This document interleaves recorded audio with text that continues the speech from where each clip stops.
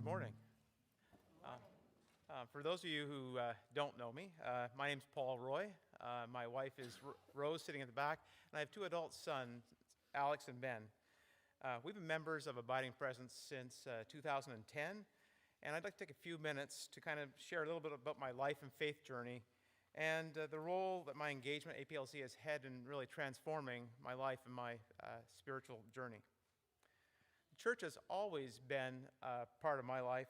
I grew up in a small remote town in Canada. My father was a French Roman Catholic. My mother was an English Anglican. I was baptized in the Roman Catholic Church. I went to catechism classes in school. I then on Sundays went to Anglican Sunday School for 12 years. I got a degree.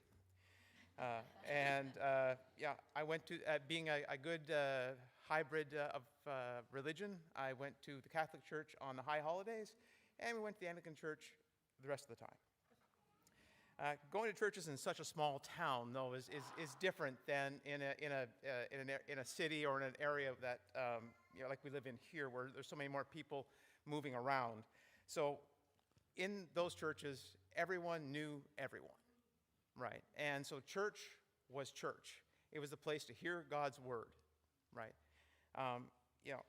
There already was a community, and people already had their people. As a young adult though, my wife and I, as what happens in all these remote towns and areas, we went away to the city to go and make our lives. And, being hybrid, we alternately attended Anglican and Roman Catholic churches as we went there, and to that extent, we had our first boy baptized in the Anglican Church, and our second boy was baptized in the Catholic Church. Okay, so we're really like we're everything. I remember my grandfather saying, "It doesn't matter where you go to worship; it just matters that you believe." Right. So basically, what we found in the city, though, things were vastly different. And, we went to church, we passed the peace, but we didn't, and people were friendly enough and shook your hands.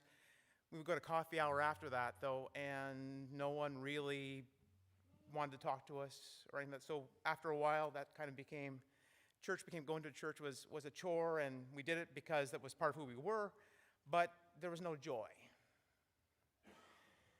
From 2005 to 2009, my family and I, we went and lived in Istanbul, Turkey. So we were away from the area for a while. So when we came back, we decided, I decided that I wasn't happy with the status quo and the way things were. I wanted to find joy again. So, we went church shopping. And after a while, the APLC was a little bit further from Holly Springs and the Holly Springs churches. We found APLC, and it made an immediate impression on us, with its familiar liturgy, and with the wonderful music, and then the best part, the warm people and the warm greeting. So it wasn't long before we decided we wanted to become members. So and soon after that, dinner for 8 signups came up. And we didn't know, what is this dinner for 8? And then it said, oh, it's okay, there are families. Dinner for 8 plus. Okay? Now, for those of you who don't know what dinner for 8 is, that is what we now call Forks and Fellowship. Okay? But basically, so, I grew up being really pretty shy. You wouldn't think that now, but I was. Right? And when I came here first, I was really pretty shy. And we were apprehensive about going and sticking our necks out a little bit and meeting people we didn't know, go to someone else's place. We still couldn't spell Lutheran, sort of thing, but, we went. And basically, it wasn't very long, though, before people started to talk to us, and we started to share our lives and our stuff with them, and people started to share with them. And, it was at that point where the worship community turned into a worship and a church family. So, with the impact that little bit of stepping out of our comfort zone had, we found that we wanted, and we had the courage to go and participate in other church events. Okay, so basically, how did that start? Well, I started off with getting on the greeter rotation. Very easy to do. Then, when there was a need for AOB teachers, affirmation of baptism, both my boys needed to go through that. So I said, okay, I'll do that. and I learned what being Lutheran was doing that. Right? Again, I still couldn't spell Lutheran. By the end, I could.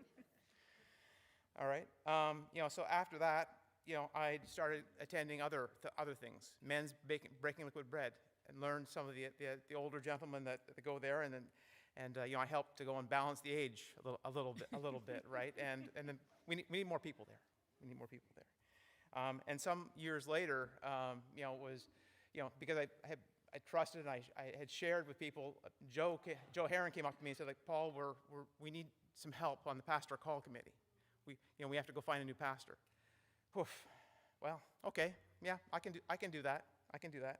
So I joined that committee. We found a wonderful new pastor, and then after that became part of the mutual ministry committee. And then during the pandemic, I again was kind of feeling that it's not getting together. I volunteered to be on the AV team, audiovisual team, and then I basically, after a while, it's like, well, and I guess I could help try to coordinate and improve it as well. Okay, and then after the pandemic, my wife and I decided, hey, we really love the music here. We really love music. Thanks for that. We really love the music, and we wanted to go and see what can we do to help improve, and share what, we're belting out our songs from the cheap seats in the back all the time. Why, let's be a little more courageous. Let's go up front and get off key every now and then, but that's okay. There's no judgment here, right? And then more recently, I also, the men's mission group was formed, and I was one of the members that helped to form that, to go and give the men a chance to go and do something more with their hands and reach out in other ways. And then, as if that wasn't enough, I also thought I'd go and also join the outreach committee to go and see what can we do to go and make Abiding Presence more visible to the community. So I'm sure to most of you say that is a lot. That is a lot. Well, I'll tell you, it can be a lot at times, but I did a little bit of math, and I figured out I spend about 8 hours a month outside of church doing church things. But I mean, I don't consider doing it. It's not work. I mean, it's just enjoying. I call it enjoying things. I get so much more. I feel like I get so much more out of that little bit of extra time that I give than what it takes. And I feel that so much more comes of it. So what do I get out of engagement?